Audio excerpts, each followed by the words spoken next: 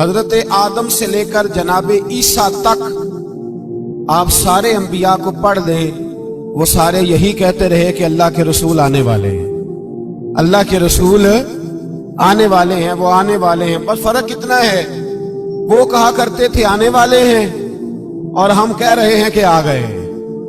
بس ساری امتیں حضور کا ہی ذکر کرتی رہیں۔ وہ کہا کرتے تھے کہ علامہ اسماعیل حقی نے تفسیر روح البیان میں لکھا ہے، امام سیوطی نے الخصائص الکبریٰ میں لکھا ہے، جناب آدم کے انتقال کا وقت آیا تو اپنے بیٹے حضرت شیس کو بلایا اور بلا کر کے فرمانے لگے، شیس میں جا رہا ہوں بیٹے، لیکن یاد رکھنا ساری زندگی ایک کام نہ بھولنا۔ تو حضرت آدم کے صاحبزادے حضرت شیس عرض کرنے لگے، ابا جی وہ کون سا؟ کہنے لگے ہر وقت ہر روز اللہ کے آخری نبی پر درود و سلام پڑھتے رہنا۔ انہوں نے کہا کہ والد گرامی وہ کون ہے؟ تو حضرت آدم کہنے لگے، جب اللہ کریم نے میرے اندر روح پھونکی تھی تو میں نے جنت کے درختوں اور پتوں پر لکھا دیکھا تھا لا الہ الا اللہ محمد الرسول اللہ صلی اللہ علیہ وسلم۔ ہر پیغمبر نے، ہر رسول نے، آپ دیکھیے نا حضرت ابراہیم نے کعبہ بنایا۔ اصل بات یہ ہے کہ ہم حضور کے امتی ہیں، ہم اس طرح قدر نہیں کر پاتے جس طرح وہ لوگ آرزویں کرتے تھے۔ حضرت ابراہیم نے کعبہ بنایا، اللہ کا گھر، اللہ کا گھر۔ یہاں جو آدمی اپنے سگے بیٹے کو بھی گھر بنا کے دیتا ہے، وہ بھی اپنی بہو کو کہتا ہے میں نے بنا کے دیا، حالانکہ اپنے بیٹے کو دیا ہے۔ وہ بھی پوتوں کو کبھی کبھی بلا کے کہتا ہے تمہارے باپ نے کیا کمایا، میں نے دیا ہے۔ لوگ عادی ہیں، لیکن میرے عزیز حضرت ابراہیم نے اللہ کا گھر بنایا، اور جب بنا رہے تھے تو انداز یہ تھا کہ حضرت اسماعیل پتھر اٹھا کے لاتے تھے اور جناب ابراہیم خانہ کعبہ کی دیواریں بلند فرماتے تھے۔ اس عالم میں جب بنا چکے تو عرض کرنے لگے یا اللہ کعبہ میں نے بنا دیا ہے، اسے آباد کرنے والا رسول بھی عطا فرما دے۔ ربنا وابعث فیہم رسولا، یا اللہ وہ رسول ہمیں عطا فرما جو بڑی شانوں والا ہے۔ سارے انبیاء حضرت سیدنا عیسیٰ علیہ السلام کچھ امتی کہنے لگے عیسیٰ مردے زندہ کر دیتے ہو، کوڑوں کو شفا دے دیتے ہو، اے عیسیٰ آپ کا ہاتھ لگ جائے تو اللہ بڑے سے بڑے برس کے مریض کو بھی شفا دے دیتا ہے، لگتا ہے سب سے زیادہ شان والے آپ ہی ہو۔ تو حضرت عیسیٰ کہنے لگے نہیں، وَمُبَشِّرٍ بِرَسُولٍ يَأْتِي مِن بَعْدِهِ اسْمُهُ احمد، فرمایا شان والا تو وہ ہے جس کی میں تمہیں خوشخبری دینے آیا ہوں، وہ میرے بعد آئے گا اور اس کا نام احمد ہوگا، وہ اس کی میں تمہیں خوشخبری دینے آیا ہوں۔ میرے بھائی، میرے رسول کریم سید عالم صلی اللہ علیہ وسلم کے بارے میں ہر نبی، ہر پیغمبر، ہر رسول یہ کہتے آئے وہ آنے والے ہیں، اور ہم کیا کہہ رہے ہیں؟ تو ہم کیا کہہ رہے ہیں؟ فرق اتنا ہے، وہ کہا کرتے تھے آنے والے ہیں، اور ہم کیا کہتے ہیں؟ ہم کہتے ہیں آ گئے ہیں۔ عید میلاد النبی ہے، کیا سہانا نور ہے، دیکھو آ گیا وہ نور والا جس کا سارا ہی نور ہے۔ ہم یہ کہہ رہے ہیں کہ وہ آ گئے، بڑی عزت والا، بڑی شان والا۔ رب کریم بڑے بلند حوصلے والا ہے، وہ کسی کو جتلاتا نہیں کوئی شے دے کے، وہ نہیں جتلاتا، اس کو جو نہیں مانتے انہیں بھی روٹی دیتا ہے۔ جس نے ساری عمر نماز نہیں پڑھی اللہ نے اسے بھی بچے عطا فرمائے، اس نے ساری زندگی نافرمانی کی رب نے اسے بھی نعمتیں دی، کسی نعمت پر احسان نہیں جتلایا، لیکن فرمایا میرے نبی کے غلاموں ذرا ہوش سے رہنا، ذرا ہوش سے۔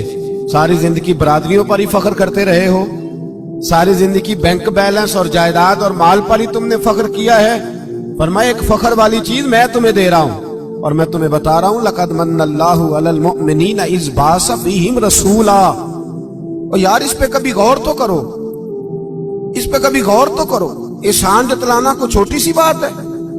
اور پھر مالک جس کے حوصلے پر کوئی کلام ہی نہیں کر سکتا، وہ مالک کے شان جتلا کے تجھے کہتا ہے او مسلمان تو چھوٹا سمجھتا ہے، تو شاید ہلکا جانتا ہے، ہوش کر اور اپنے اندر کے مصطفیٰ کریم کے اس غلام کو بیدار کر۔ رب فرماتا ہے میں نے تمہارے اوپر بڑا ہی احسان کیا، میں نے بڑا ہی احسان کیا۔ یا اللہ کیا؟ فرمایا اس بعث فیہم رسولا، میں نے تمہیں اپنا شانوں والا رسول عطا کیا ہے۔ دیدہ دل کا دریچہ باز کرنا چاہیے، اور یا رسول اللہ جن کا تو آقا ہے ان کو ناز کرنا چاہیے۔ اب تھوڑا مسلمان ہونے پہ بھی فخر کرو، کبھی کوئی پوچھے تو اسے بتایا کرو ہم رسول اللہ کے غلام ہیں، یہ بھی ہماری برادری ہے اور یہ سب سے بڑی برادری. اس برادری کے اندر بھی لوگوں کو لائیں. آپ کو پتہ ہے میلاد انقلاب کا نام ہے. میلاد جب تک نہیں ہوا تھا تو بیٹیاں زندہ دفن ہوتی تھیں. آپ علماء سے یہ سن تو لیتے ہیں پر ذرا اس معاشرے کی بے حسی تو دیکھو. بیٹی جان ہوتی ہے باپ کی, بیٹی رونق ہوتی ہے گھر کی. ایک آدمی کے 11 بیٹے ہیں تو مجھے ایک دفعہ کہنے لگا دعا کریں اللہ مجھے بیٹی بھی دے. تو میں نے کہا 11 بیٹے ہیں, کہنے میری تو منجی نو رونا بھی کسے نہیں, بیٹے تو نہیں یہ کام کرتے, دعا کریں اللہ بیٹی دے, میری چارپائی کے پاس تو کوئی بیٹھے. او بھائی بیٹی جو اتنے وقار والی ہوئی تو آپ پڑھیے نا, حضرت داہیہ کلبی کہتے ہیں میں موجود تھا جب وہ شخص آیا تھا. لوگ 12 ربیع الاول کے اس معاملے کو معمولی واقعہ سمجھنے لگے. نہ بھائی ہم تمہیں پیغام دے رہے ہیں یہ معمولی واقعہ نہیں. حضرت داہیہ کلبی کہتے ہیں اس شخص نے آ کے عرض کی یا رسول اللہ صلی اللہ علیہ وسلم میں نے 100 بچی زندہ دفن کی ہے, زندہ دفن. اور کہتے ہیں میری اپنی بیٹی, میں سفر پہ تھا تجارت پہ تو میرے پیچھے سے میرے گھر میں بیٹی ہو گئی. میری بیوی نے اپنے میکے جا کے چھپا دی. تو میں واپس آیا تو اس نے کہا بچہ ہوا تھا فوت ہو گیا, میں نے دفن کر دیا. جب بچی 4-5 سال کی ہوئی تو مجھے پتا چلا میری بیٹی ہے. کہتے ہیں میں اسے لایا اور میں نے اسے کہا میں تیرا باپ ہوں, تجھے تحفہ لے کے دوں گا, کھانا کھلاؤں گا. کہتے ہیں وہ میرے بالوں سے کبھی لپٹتی, کبھی میرے سینے پہ ہاتھ رکھتی, کبھی میرا ماتھا چومتی. پر میں اسے لے گیا اور لے جا کر میں نے گڑھا کھودا اور اس گڑھے میں اس بچی کو جب رکھا, اس نے باہر آنا چاہا تو میں نے اس کے سر پہ ضرب لگائی. جب چوٹ لگائی تو وہ دوبارہ گڑھے میں گری. میرا ویسے وجدان کہتا ہے کہ جب سے میلاد ہو گیا ہے آج کسی باپ کی بیٹی اگر چارپائی سے گر جائے تو شاید وہ ساری رات سو نہ سکے کہ بچی گر گئی ہے میری. کہتے ہیں میں نے چوٹ لگائی سر پہ, خون بہا تو وہ گری, میں نے مٹی ڈالی, وہ ابا جی کہتی رہی. کہتے ہیں جب اس کا وجود چھپ گیا اور اس کے چہرے پر مٹی پڑنے لگی تو اس نے ایک لفظ کہا, وہ لفظ مجھے آپ کے پاس لایا ہے. وہ بیٹی کہنے لگی اے اللہ بتا تیرا رحمت للعالمین نبی کب آئے گا. یا اللہ بڑی بیٹیاں دفن ہو گئیں, بڑی مائیں منڈیوں میں بک گئیں, غریب بڑے لٹ گئے, پریشانیاں بڑی بڑھ گئیں. اللہ بتا نا اسے کب بھیجے گا. اب کتنی دیر ہے, اندھیرا بڑا گہرا ہو گیا, اب نہیں جیا جاتا, اب نہیں سہا جاتا, اللہ تو کب بھیجے گا. حضرت داہیہ کلبی کہتے ہیں وہ بتا رہا تھا اور نبی کریم بار بار اپنی چادر کا پلو اٹھاتے تھے اور اپنے آنسو پوچھتے تھے. بار بار چادر کا پلو اٹھاتے تھے اور آنسو پوچھتے تھے, بار بار اٹھاتے تھے آنسو پوچھتے تھے. حضرت داہیہ کلبی کہتے ہیں حضور نے پوچھا تیری جرت کیسے ہوئی, تو حوصلہ کہاں سے لایا. اس نے کہا محبوبہ پتہ نہیں لیکن قربان جاؤں یا رسول اللہ صلی اللہ علیہ وسلم میں نے آج سویرے آپ کے ایک صحابی کو یہ کہتے سنا ہے کہ وما ارسلناک الا رحمت للعالمین. تو وہ یہ رحمت للعالمین کے لفظ ہیں, یہ تو میں نے اپنی مرتی ہوئی بیٹی سے سنے تھے. تو آج جب میں نے اس کی زبان سے سنے تو میں نے کہا تو انہیں جانتا ہے. کہا جانتا ہوں. کہا مجھے بھی لے چل. تو حضور میں آپ کے دروازے آیا ہوں, رب معاف کر دے گا.